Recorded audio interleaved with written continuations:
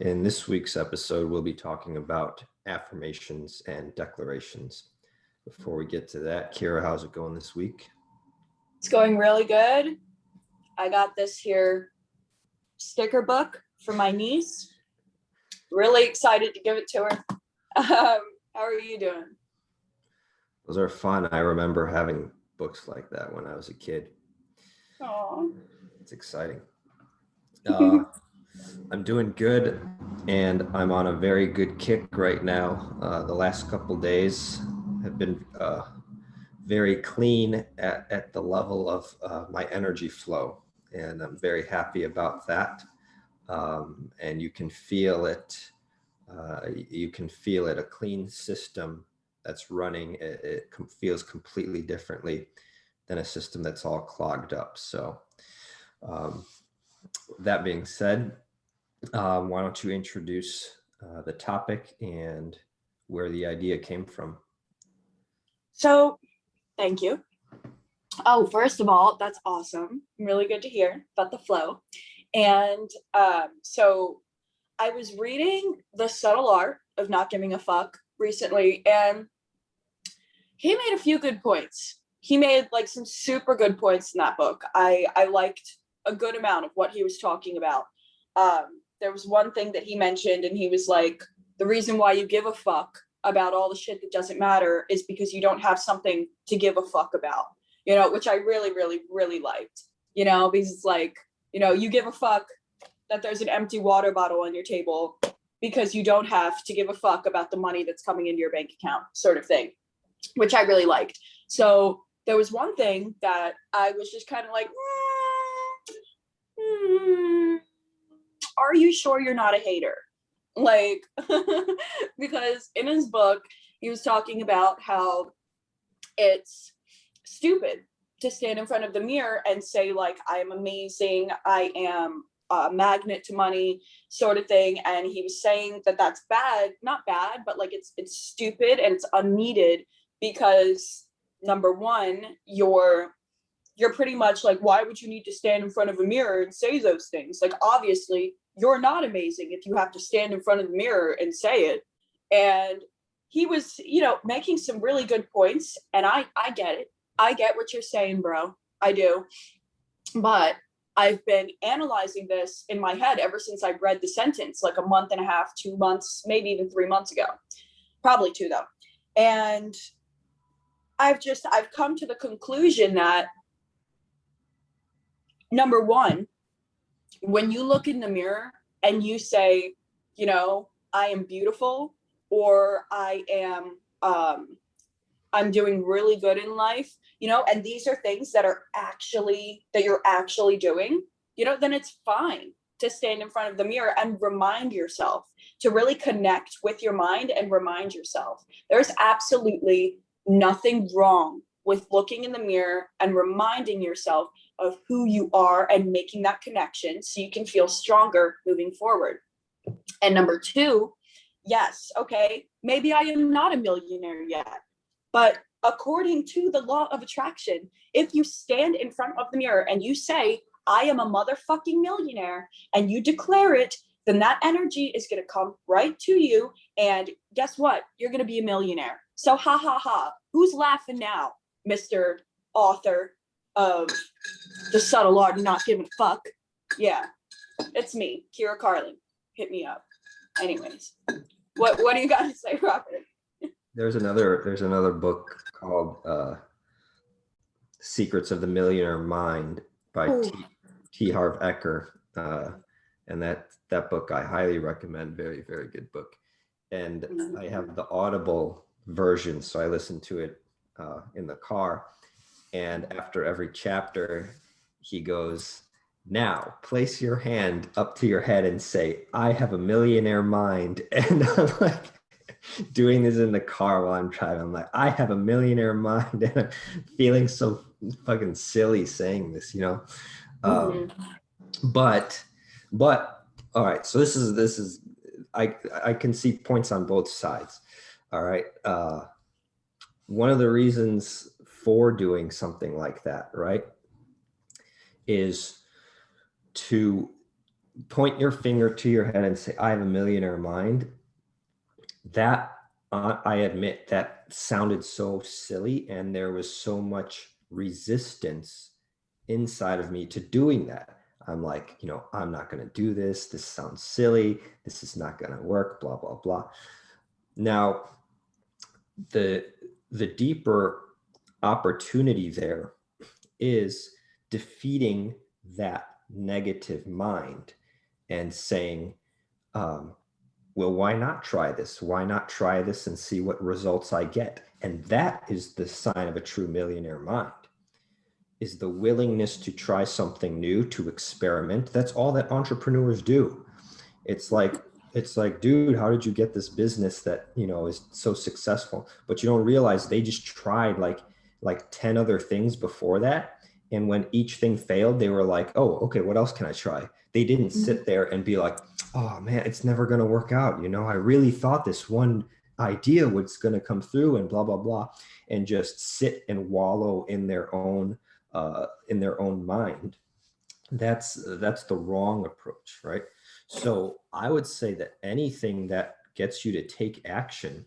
I actually responded to a YouTube comment from somebody this week about this, because I have a video where I review the Tony Robbins seminar, and I explain why I asked for a refund, which I actually did.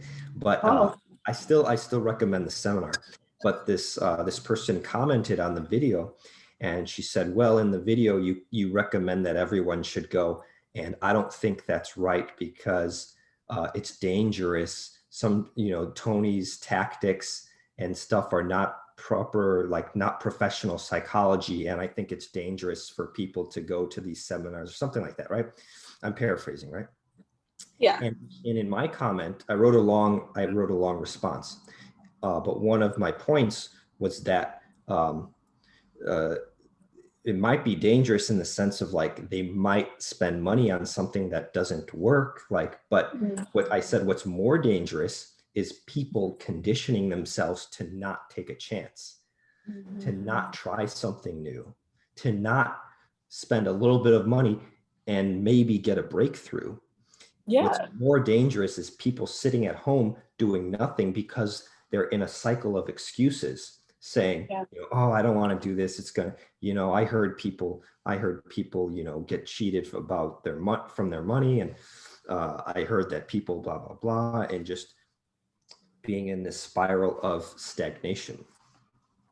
But anyways, I said a lot, so I need to pass it back to you. I loved all of that. You touched base on some really good points. And one of the first points I'd like to address is, for the sake of experimentation. And it's like, okay, I get it. You're rich, you're doing really good in life. Maybe you don't need to do the affirmations. Maybe you don't need to do the declarations. Maybe that's just not something that's part of your life. I ain't hating on you. That's fine.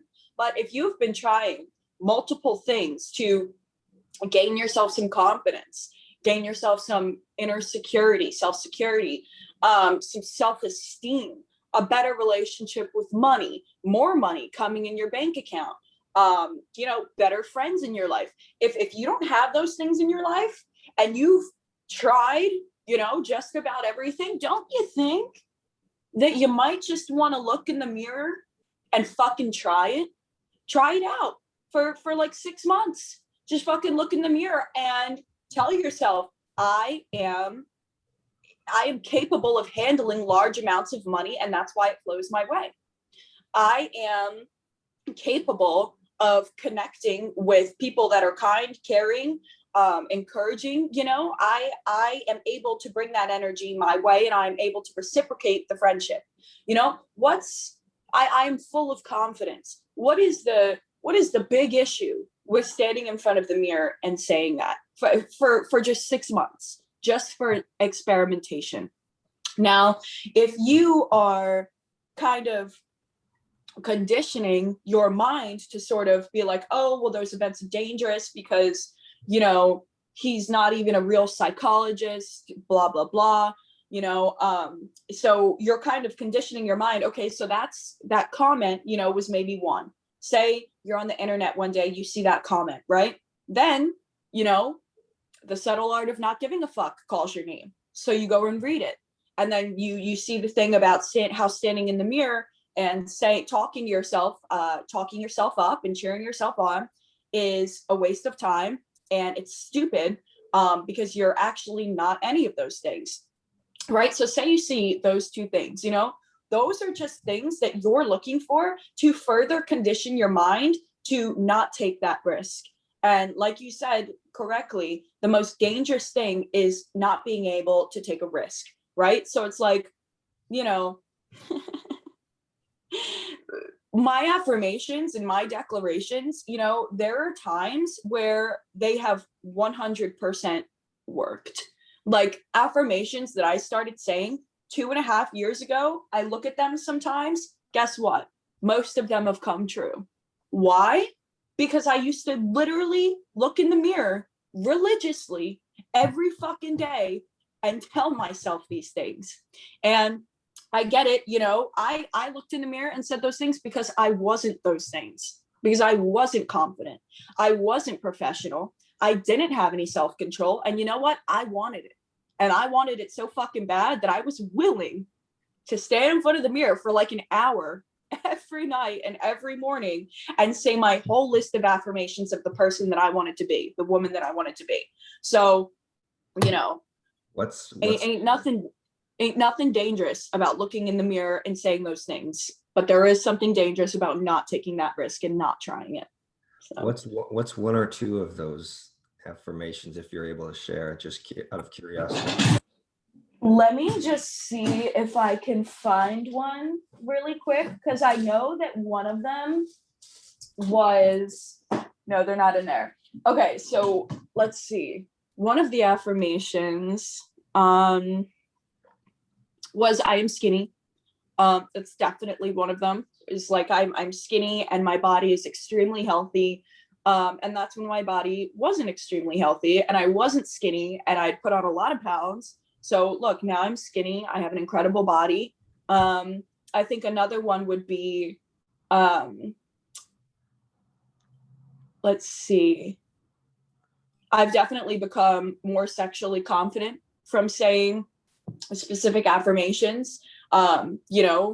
Back in the days, I wasn't very sexually confident, and now I am. Why? Because I looked in the mirror and I said it. So those are just two of them, but maybe, I can find some more later. Do you have any affirmations or declarations that you used to say that have come true for you? Yeah.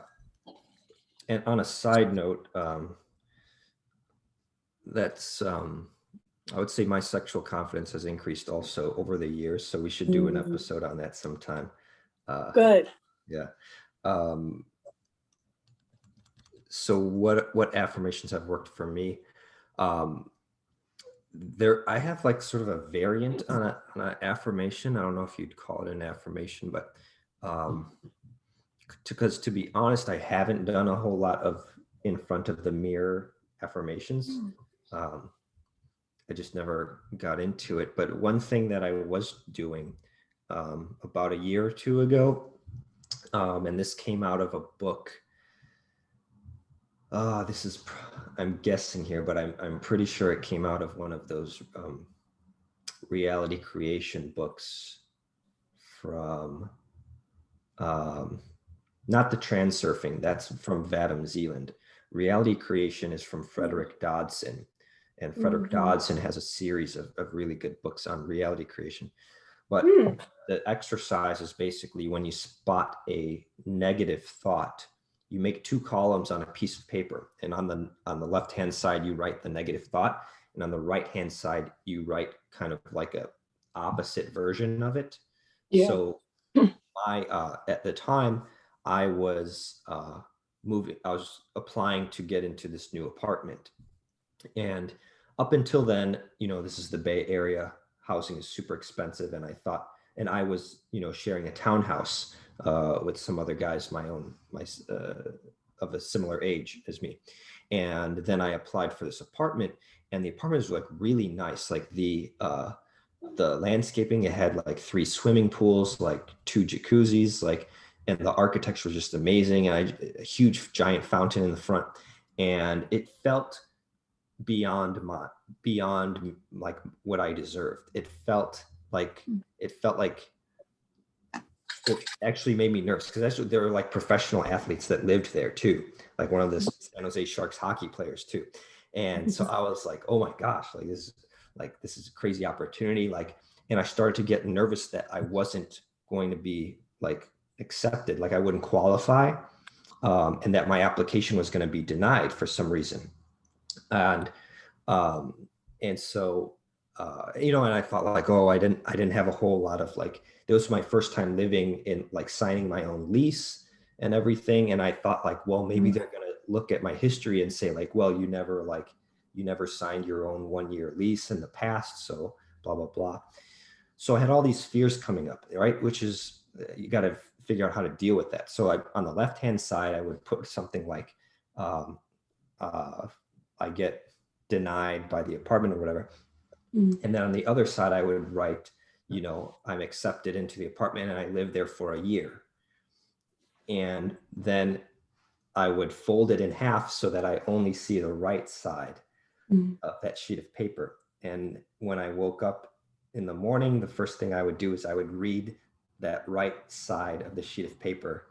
And it ended up, I ended up moving into that apartment. Now, can you say that it happened because of that exercise? You can't really say that. That's hard to say. It's like, you'd have to experiment very vigorously to make a claim like that.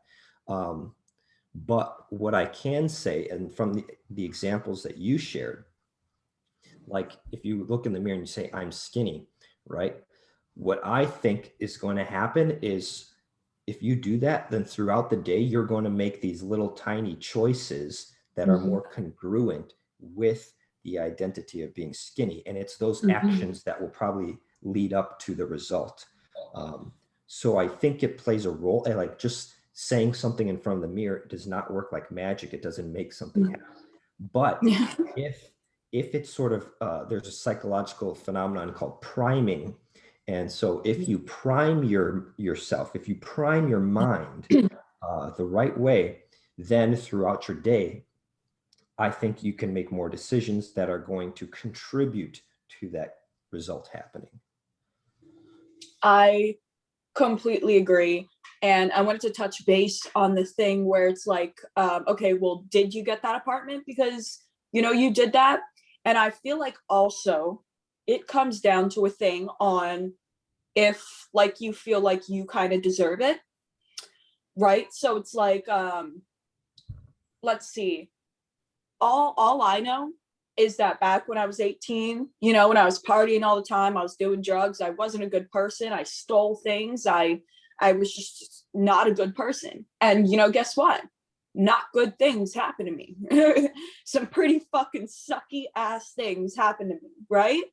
And as soon as I started doing inner work, as soon as I started going inside my mind, as soon as I started saying affirmations, finally kind of developing a plan for my life, I felt better about myself, which attracted me better things. So maybe not necessarily that specific action that you took got you that apartment, but maybe it's how good you felt about yourself for trying something that would get you that apartment.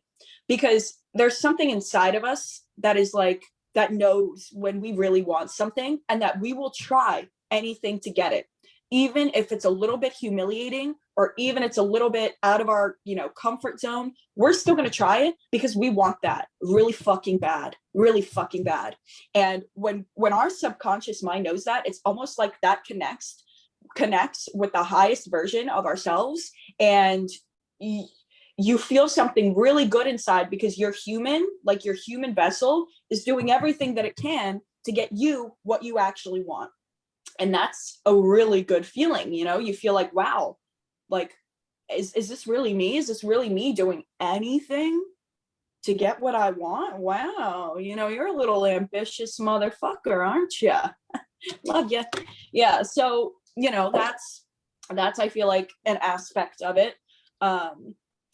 Yeah. Did you get anything from that? I think it reinforces just how important acting is. And I know that we've touched on acting before in prior episodes, but a lot of human psychology, I think, is role playing. And a lot of people have heard of the Stanford prison experiment that happened many, many years ago, where they dressed up college students as prison guards and they dressed up other college students as prisoners. And the experiment got way out of control. And the reason is because they were given roles and they started to play their roles. And so what really stands out to me is like, if you the power is in the roles, so the power is not in the language. If you go in front of the mirror and you say, I am a millionaire, whatever, it's not the words that are going to somehow magically transform the reality, but it's this sense of who you are. It's this role. It's that feeling. If you can, because you can say the words, and if you don't have any feeling behind it, you can just read the words and it's not going to have any effect on you. But if you read the words and it actually triggers something in you, and it's almost like a movie director telling you like, hey, look, this is your role, this is what you're going to do.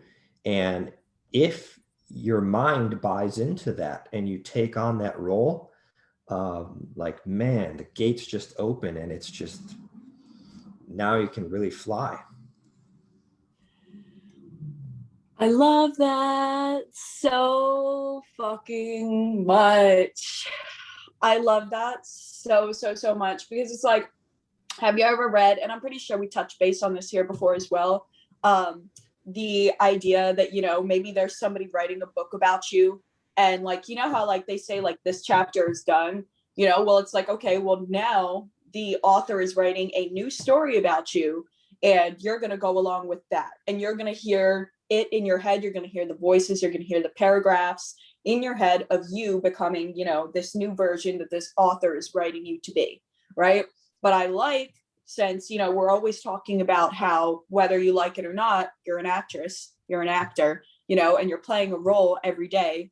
It's cool because when you say, your affirmations, it is, you can look at it like a director, and you're like, well, this is who you're going to be today. This is who, this is your fucking role. And I want you to live it, breathe it, feel it, own it.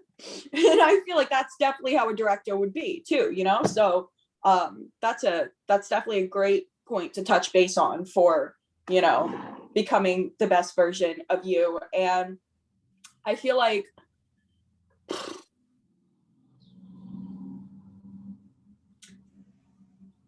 I don't know, I just feel like it like hit me so deep when, he was talking so much shit. In my opinion, from my perspective, he was talking shit about people who stand in front of the mirror. And I, like I said, I've talked to a few people and they're like, it's just kind of stupid, blah, blah, blah. And I'm like, okay, well, I take a look at the person that, says it's kind of stupid. And I'm like, are you where you want to be?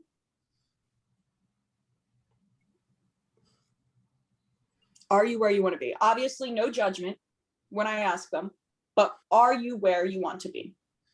No? Oh, well, maybe you should try looking in the mirror and rewiring your brain, because it's natural fucking law. It's literally natural law. And the thing about like affirmations and declarations is you may not see them for like 2 years, but you did that work 2 years ago, which is why it's flourishing now. And I think that that's my favorite part about affirmations. It's like, shit, like I'll say an affirmation for like 3 years fucking straight, or a declaration for like 3 years straight. Next thing you know, I got it. And I'm like, woo! Woo! It's really exciting too. And I guess, there's an aspect of thinking about it like, oh, Was it really the affirmations? Are you sure that, it took 3 years for a declaration to come in? Are you sure that's not just your destiny coming into play? And I'm like, all right, I get you. Valid point, valid idea. But, okay, so let's say I didn't do that. Let's say, let's just say I didn't do that. Where would I be today if instead of repeating to myself every day that I am capable, that I was not capable? Would I still be in the position I would be in today? I don't know, because that's not something that I want to experiment with. I don't think I want to sit in the mirror every day and say that I am not capable and then watch my life turn to complete shit. I think I'd rather tell myself that I'm capable in the mirror and then watch my life flourish because I feel good about myself and new ideas and opportunities start coming in. And those are the things that I start looking for.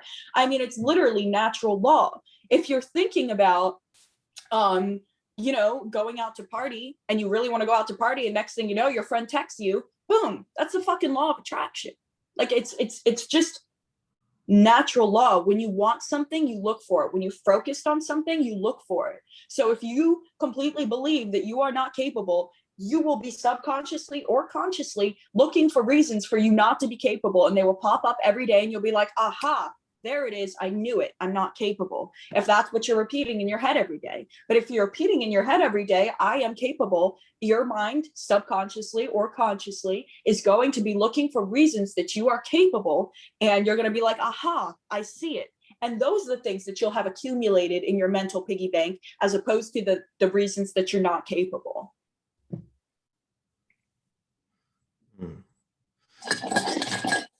A lot of deep insights here. Since we have a few minutes left, let's do our final thoughts for the day. This was a really good topic. I think one thing I realized as you were speaking just now is that while we might look at this, the author was Mark Manson of that book you're talking about. He's criticizing this advice to look in front and stand in front of the mirror and say these affirmations. I think the reality is that everyone already does that. It's just done at an unspoken level. It's done at a nonverbal level. So when every person stands in front of the mirror, they might not, they certainly don't say out loud, I am this, I am that. Now, might they say that to themselves silently? I am this, I am that. Maybe not so much, but what they 100% are going to do is they're going to look at themselves in the mirror, and some sort of notion of their role is going to hit them at the level of feeling. It's going to be an image and a feeling, which is the oldest object of the human brain. Spoken language is very recent in terms of evolution. Spoken language it came last. What came way before spoken language is feelings and images. Those have occupied the human brain for much, much longer than spoken language has. So when we stand in front of the mirror, we're going to feel some sort of feeling, right? And so whether you like it or not, you're doing affirmations in front of the mirror. It's just occurring at the level of feeling. And I would say what we need to do is empower ourselves as much as possible by becoming aware of that. And then second, by choosing roles that we want to play and feeling those roles every time we see ourselves in the mirror. I really like that. Bam. whether you like it or not, you're doing it. You're saying affirmations. So what I did want to say is also, it's really awesome that you say that, because literally like the past, I don't know, month or so, maybe month and a half, I've been looking at myself in the mirror, and I look at myself in the mirror all day long. Call it vain, I don't know. I just like looking at myself. I love myself. And I look at myself in the mirror, and I see somebody, and I start kind of repeating these things in my mind. And then, once I become aware of them and there are a few things that I don't like, I stare into my eyes and I start to find the feeling inside of me that I want to feel like, and it shows through in my eyes, and that reflects back to me in the mirror, which gives me confirmation that what I see is real. So, that helps me as well. Kind of becoming aware of the affirmations that I'm saying to myself when I'm only looking in the mirror and not verbally expressing it. So I think that that's really good to touch base on. And yeah, I mean, for anyone who's read that book, or for anyone who thinks that it's stupid to say affirmations in front of the mirror, as Robert said, and it's something that's very plain to see and understand, is that we are always saying affirmations anyways. So, go ahead, look in the mirror. If you need somebody's permission, or you need, like a little team behind you, you got me and Robert, and we totally give you permission, be weird, whatever you want to do. You got tons of other people who are doing it with you, and we're awesome. So you're awesome too. So yeah, as usual, send us in your topics. If there's anything that you want us to touch base on, even if it's really personal for you, you can send it in anonymously, and we can talk about that. Right on. And what's the best way to reach you, Kyra? You can catch me on Instagram at Soul Designed Future. Perfect. And I can be reached at Existence First. That's on Instagram and on Facebook, and existencefirst.com as well. So, all right. Thanks all for watching or listening, and we'll see you all in next week's episode.